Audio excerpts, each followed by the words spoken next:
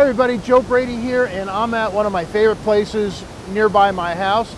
This is called Shohola Falls. It's in Pennsylvania, a little bit north of Milford, and it's just a spectacular setting. And I thought it was a great place to introduce you to something new, and it's the color checker passport from X-Rite. And you're saying, well, wait a second, Joe. You've been showing me this thing for more than 10 years. What's changed? Well, just to review what's still here, I've got the color adjustment chart. I have the Color Checker Passport Classic chart that allows us to create custom camera profiles. And then on the other side, I've got something new. So you probably remember this. That's the white balance card that allows you to white balance under any lighting circumstances. But what's new is this one. It's the addition of an 18% gray card to the color checker. Now you might think this was always the thing you were going to do white balance off instead of this. But there's some other things you can do with this that might not be obvious at first glance. One of the things I love about the color checker 18% gray card is it's a great way to figure out the perfect exposure. You can wonder how that's going to happen. Well, case in point, right behind me I've got the falls. The water is very dark, and then the cascades themselves are very white. So what's the correct exposure? And if I go by my camera's meter, what's going to happen is, depending on how much white or dark is in the frame, it's going to change the exposure. Yet there shouldn't be any reason for that, because the sun is hitting them all evenly. But the fact that you're cropping in the camera and changing the percentage of dark to light in the frame is going to give you a different exposure. We don't want that. We want to nail the perfect exposure and stay there. So what I can do is have the card in the sun. I want to have it reflecting perpendicular to the sun. Take a reading off of this. I'll put my camera on manual. I'm going to adjust until this gives me, with the camera set for spot metering by the way, until this gives me a perfect reading right on 0. That's going to be a perfect exposure. At that point, I can forget what the camera's trying to do, just put it on manual, and that'll give me a perfect exposure everywhere I go. Now, by the way, yes, I do prefer using this target for white balance. However, if you're concerned about clipping, maybe you overexposed a little bit, this does give you a safety backup that you can white balance of also. Also, you might find that this works better for video. In fact, what I'll do is I will white balance this video using this target. In fact, here we go. There's a little video clip of this in the frame so that I can take this into Adobe Premiere, which is what I use, and white balance off of it. So let me show you how you do this to prepare for this shot. It's really very simple. Okay, so I got my camera here. It's a Sony a7R III, and let's just take a look and see what the camera tells me when I use the camera's meter to tell me what's going on behind me. So as I look back there and I take in the entire scene, the camera is telling me 125th of a second at f9.5, and I'm at 100 ISO. However, let me see what happens if I zoom in on one of these cascades that's got more white in it.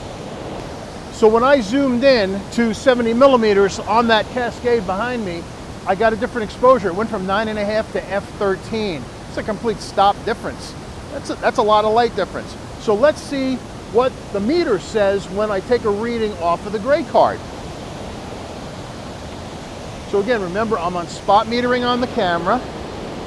And when I tilt this up towards the sun and take a reading off of it, it says that at f13, I'm a full stop underexposed. Don't want that. So let's go ahead and adjust the exposure for this based on what the gray card is telling us.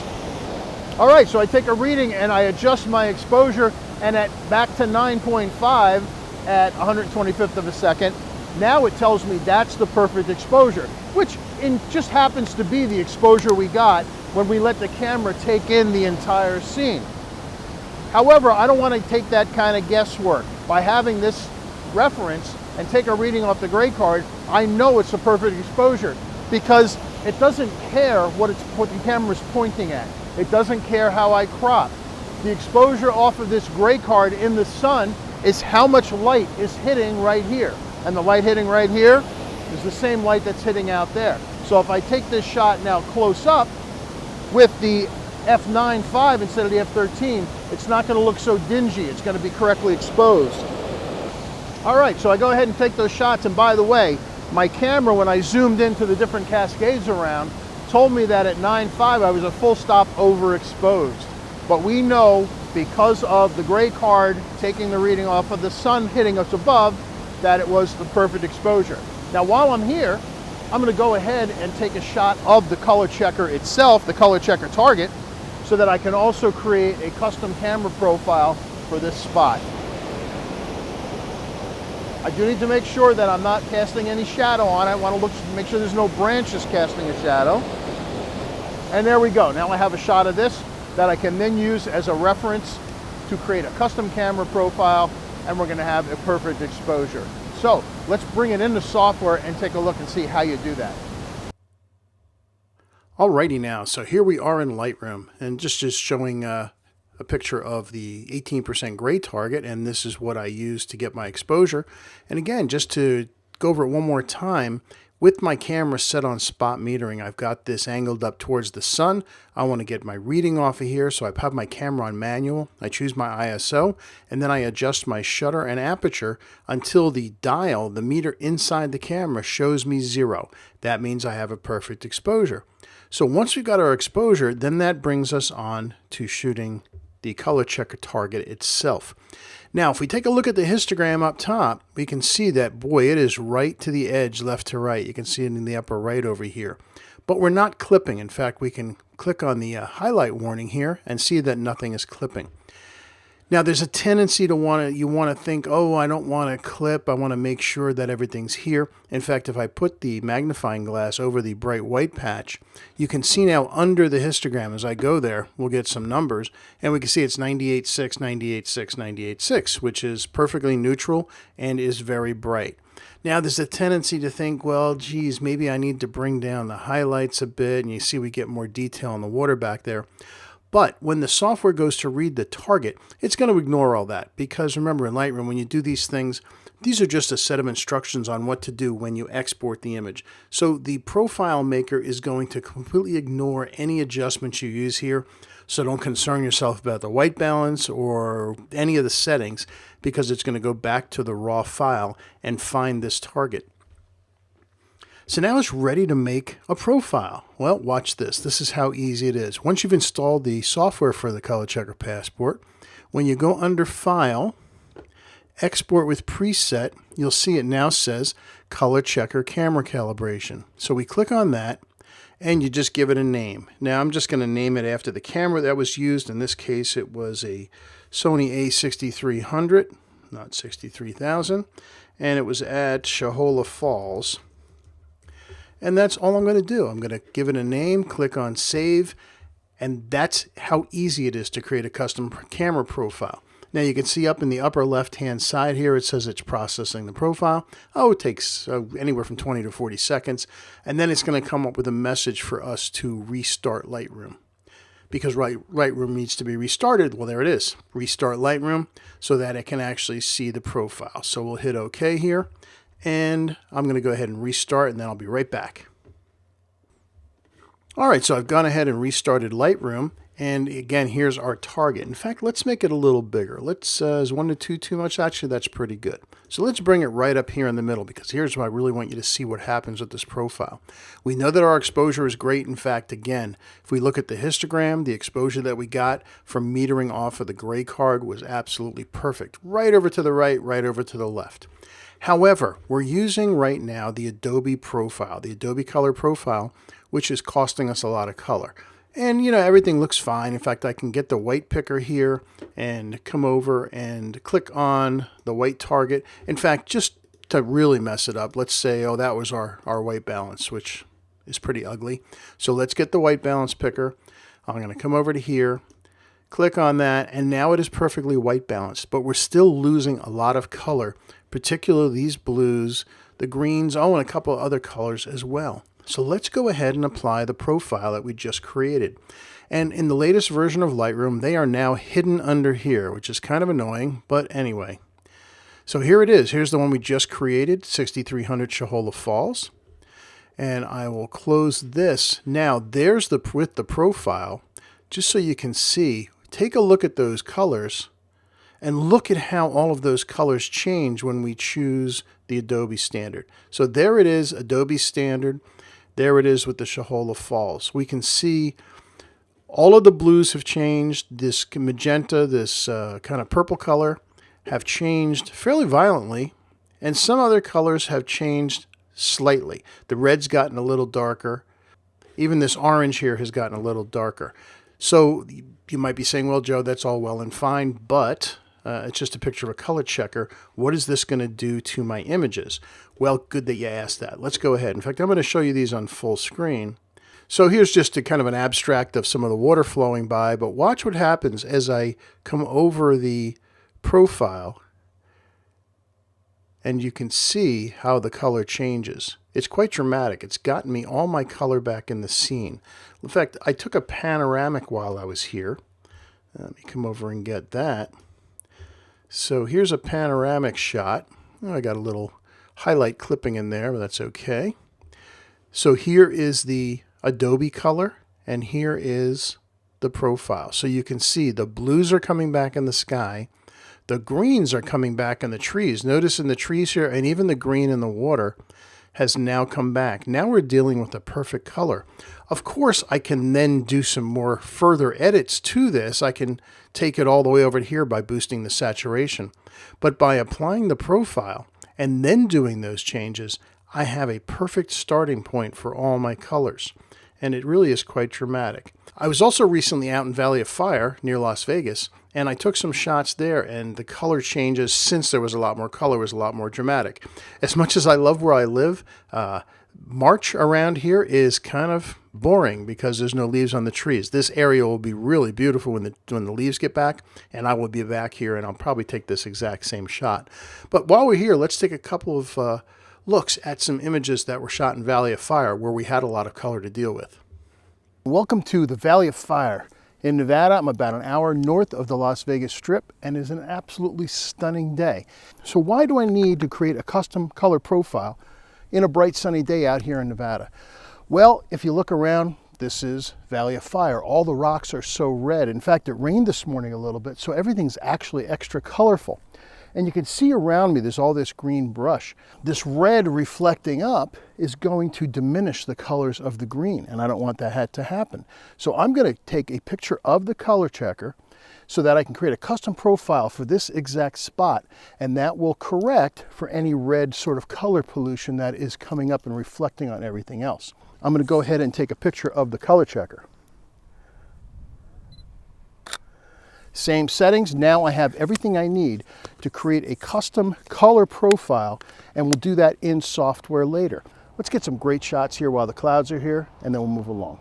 All right, so here we are in Valley of Fire with some of the red rocks, and you can see I've got all these green shrubs. And unfortunately, the red orangey rocks, as they reflect up, are decreasing the amount of green because they're kind of polluting the green. But watch what happens when we just kind of hover over our profile, watch the sky and watch the greens, and you can see, look at that as they come in and out. So the sky gets more intense. Actually, the orange and the orange red and the dirt here gets deeper as well. But if you look at some of the greens in some of these bushes, you will say that they come in as well. It's a subtle yet dramatic change in that we're now getting all the color back in the scene that was there simply by creating that profile and then applying it here in Lightroom. And I'll show you one other. All right, this is as you're entering into Valley of Fire from Las Vegas. This is the road that goes down into there. Same thing. Watch the sky and then watch the kind of any of the green tints here in the valley as we hover over the profile, and you can see all of that color that comes back in. Now, of course, like any edit, you might want to go and individually shape colors and boost brightness and things like that. But just seeing the difference in color from applying that profile, it is so dramatic, and it is so nice to have that perfect color starting point for all your images. And that's how easy it is to use the Color Checker Passport. Simply take a picture, bring it into Lightroom, and apply it. Now, some of you are not Lightroom users, so let me just show you real quick how you can create a profile using Adobe Camera Raw. And by the way, if you create a profile in Lightroom or in Adobe Camera Raw, both applications see it. So Photoshop will then see it, or Adobe Camera Raw will see it, as well as Lightroom. They share the profile. So you only have to create it once. Lightroom is very simple since it's built in as a plugin. Photoshop does require one extra step. So let's go ahead into Adobe Camera Raw. All right, so here we are in the latest version of Camera Raw. It's starting to look more and more like Lightroom. And in fact, now if you're in Creative Cloud, chances are you have Lightroom and Photoshop. You might as well go ahead and use it. But if you're just a Photoshop person, here's our target as a raw shot. And what we need to do is one extra step. We need to save this as a DNG file. So I don't have to do any edits to it because, again, remember, it's going to ignore those. So let's just click on Save Image. And the default in Photoshop is digital negative, which is DNG. I'm going to save it in the same place it is right now. Just click on Save, and it will save my raw image of the target as a DNG file. So now I need to open up the application that also comes with the Color Checker, and it's called Color Checker Camera Calibration, just like the plugin we saw in Lightroom. Okay, so rather than do a drag and drop, I'll just go to File Open or File Add Image, and I will tell it where the DNG was just saved, which happens to be in a folder I happen to call DNG Images. So let's go ahead and get that one. And here it is, the A7R3 target.dng. It'll take that exact same image and load it in here. Now this does require a couple of more steps. However, this application also does provide you with a couple of other options. And you might notice there's some new menu items up on the top here. One's called the Dual Illuminant DNG. That'll take a little more time to explain. We'll do that on a future video. And then there's ICC TIFF, which is for those of you that want to use ICC profiles in software like Capture One or the Canon image processing software. Again, subject for another day. So here's our target loaded in. We can see it has figured out where each of the patches is. If for some reason maybe there was a little bit of shadow cast from your finger, you do have a little bit of leeway to be able to move things around. Best that you don't have to, but you can do it. It's showing you that it's found all the targets. And once again, just like when we were in Lightroom, just click on Create Profile. And it sees in this case what kind of camera it is. So I'll go ahead, I'm just going to shorten it up a bit. And I'll call it Daylight also. And it automatically knows where to put it. Puts it in the profiles automatically. There you go. That's how fast it's been created. And it says applications using this profile may need to be restarted. They're talking about Lightroom. If you were using Photoshop, you would not have to restart. And that's it. That's how you create a profile using the Color Checker Camera Calibration software. And now this same profile will show up in both Adobe Camera Raw and in Lightroom. So that's how easy and important it is to put the Color Checker Passport to use. Now with the new version, with having the 18% gray card at your use, you can now get perfect exposures as well as white balance if you happen to clip the white target, or if you're doing video, you might just find that the gray is going to work a little better for you. So here's yours truly in front of Shahola Falls with the gray card, and then once more with the Color Checker target itself. This is a piece that I have used for years. I use it everywhere I go, and now having the gray card available to me, this is what I'm going to use when I have those tricky situations that I'm not sure about exposure and I don't have, say, a handheld spot meter with me. You can notice that, again, the histogram, if we look up in the upper right, goes right from left to right, but we are not clipping any of these highlights. We've maintained the exposure is perfect, and it's all thanks to this. So if you don't have one, you definitely need to have this, the Color Checker Passport from X-Rite.